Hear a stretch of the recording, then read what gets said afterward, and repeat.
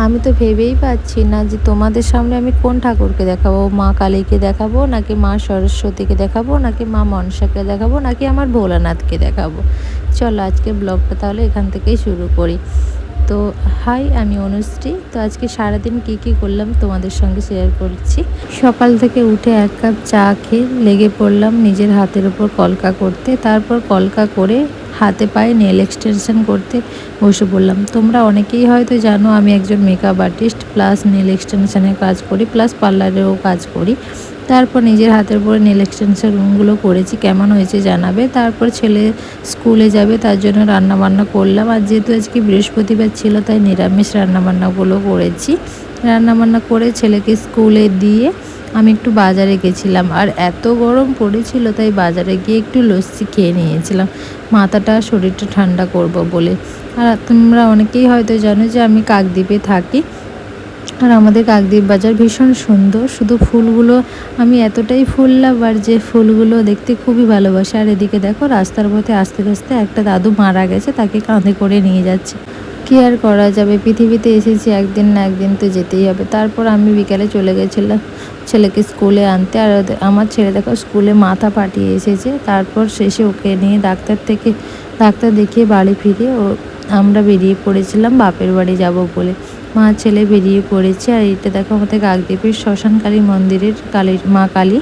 আর তার পাশে আছে বাবা ভোলানাথ, যাকে আমি সবসময় পুজো করতে আসি। উনি আমার কাছে, আমি যেখানেই যাই আমার ভোলানাথের দর্শন পাই।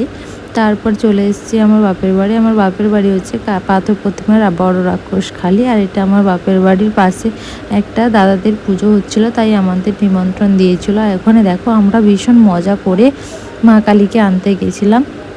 ওনাদেরও সরস্বতী পুজো হয়েছিল, মা কালীর পুজো হয়েছিল, প্লাস ভীষণ মজা করে আমরা আনতে গেছি। তারপর দেখো মা কালীকে নিয়ে আসার পথে মাকে নিয়ে এসে মায়ের বেদিতে বসিয়ে দেওয়া হয়েছে।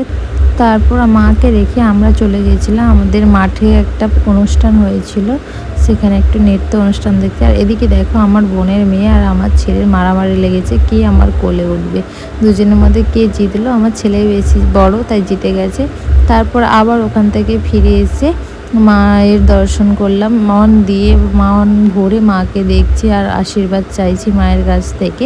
মা তুমি সবার মঙ্গল করো, সবাইকে সুস্থ রাখো, ভালো রাখো, সবার পাশে থাকো, সবাইকে আশীর্বাদ করো। এখানে মা কালীও আছে, মা সরস্বতীও আছে। আমার ওই পাশের বাড়ির দাদাটাদের বাড়িতে এই দুটো ঠাকুরেরই পুজো হয়েছিল। আর এখানে দেখো আমার বোনের মেয়ে আমার কোলে বসে আছে।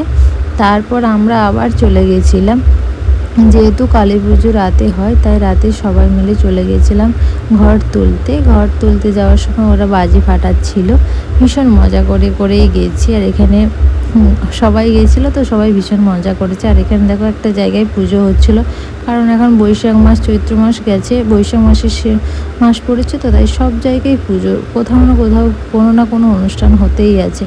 এখানেও একটা জায়গায় পুজো হবে তাই সব রেডি হচ্ছে। তারপর আবার বাড়ি ফিরে এলাম ঘর তুলে। আর এখানে দেখো ব্রাহ্মণকে আমাদের পা ধুইয়ে দেওয়া হচ্ছে, কারণ আমাদের নিয়ম আছে।